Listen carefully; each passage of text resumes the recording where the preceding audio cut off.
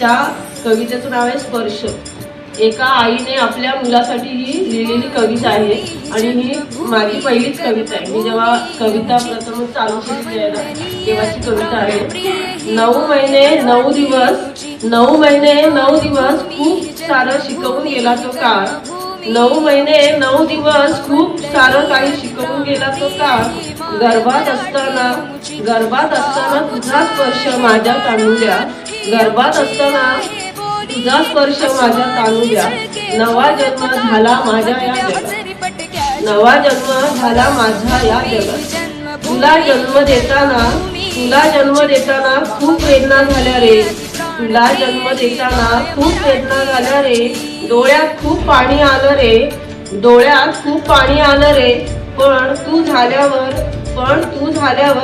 तुला केलेल्या स्पर्शातच सर्व काही विसरून गेले साऱ्या वेदना रे। बाळा विसरून गेले मी साऱ्या वेदना रे।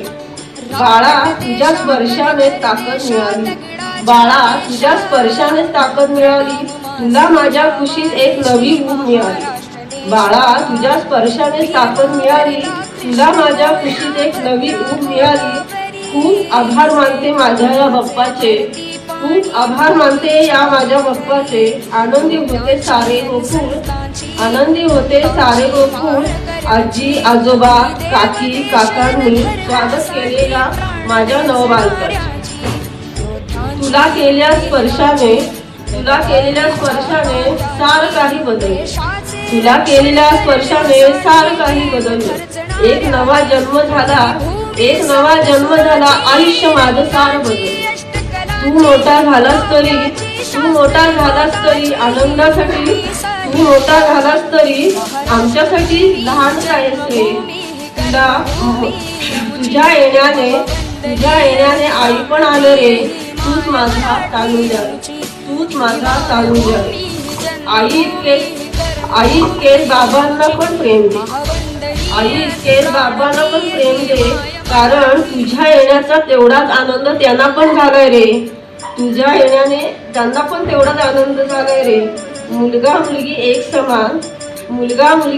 समान माना आता सल्ला माझ्या या मैत्रिणींना। फक्त आई होणं सोपं नसतं, मन कठोर लागतं त्याचं बालपण जपायला।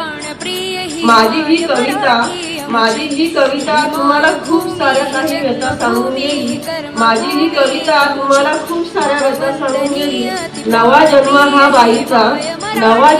बाईचा बाळाच्या स्पर्शाने झाला, म्हणून आज मला या कार्यक्रमामध्ये तुमच्यासाठी महाराष्ट्र भूमी ही जन्मभूमी ही कर्मभूमी अमुची, महावंदनीय ती प्राणप्रिय ही